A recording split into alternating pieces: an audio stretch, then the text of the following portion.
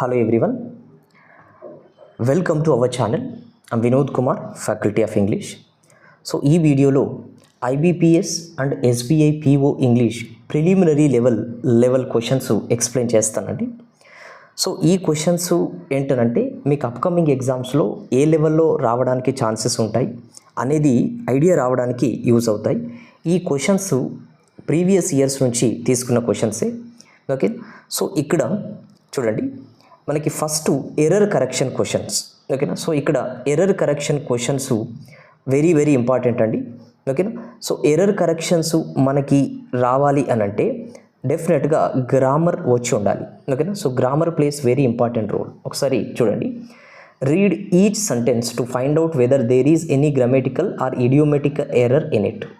ఓకేనా, సో ఏ పార్ట్లో అయితే మనకి ఎర్రర్ ఉందో అది మనకి ఆన్సర్ అవుతుంది. ఓకేనా, సో ఒకసారి క్వశ్చన్ చూడండి. ఓకేనా, సో ఓన్లీ 3 క్వశ్చన్సే ఇక్కడ ఎక్స్ప్లెయిన్ చేస్తున్నానండి.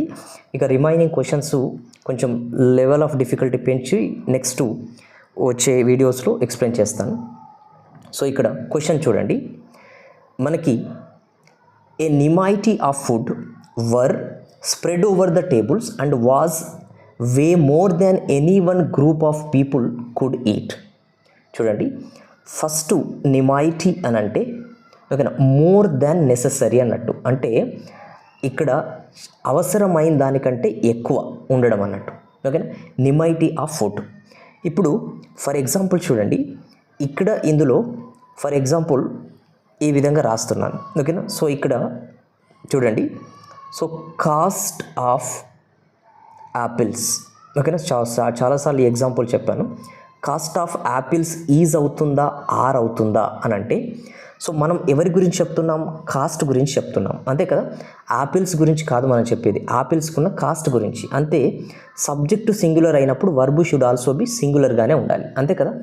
సో ఇప్పుడు ఏంటి అని అంటే, ఇక్కడ మనకు ఈ పాయింట్ ఆఫ్ వ్యూలో కనుక చూస్తే, సో ఇందులో నిమైటీ అనేది ఏంటండి? సింగులర్. నిమైటీ అనేది ఏంటండి?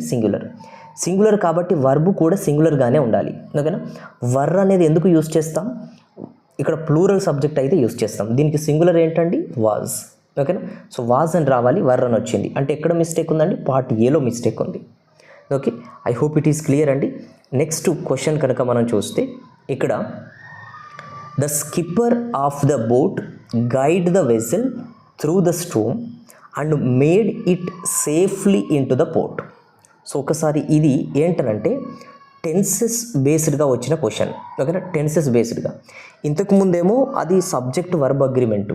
ఓకేనా, సో ఇది ద స్కిప్పర్ అంటే కెప్టెన్, ఆ బోటును నడిపే వ్యక్తి. ఇక్కడ గైడ్ ద వెజల్. ఓకేనా, వెజల్ అని అంటే ఇక్కడ పడవ అన్నట్టు. ఓకేనా, సో బోట్ అన్నట్టు.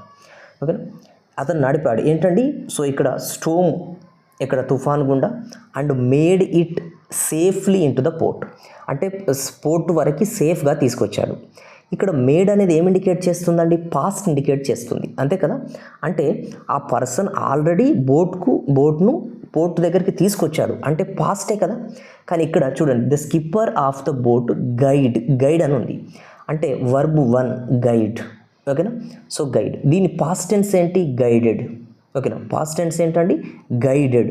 ఓకేనా, సో మనకి పాస్ట్ టెన్స్ రావాలి, ప్రజెంట్ టెన్స్ ఇచ్చాడు, అంతే కదా. సో ఈ పాయింట్ ఆఫ్ వ్యూలో కనుక చూస్తే మనం గైడెడ్ అని రావాలి, గైడ్ అని వచ్చింది. అంటే ఏ పార్ట్లో మిస్టేక్ ఉందండి? పార్ట్ బిలో మిస్టేక్ ఉంది. ఓకేనా, I hope it is clear అండి.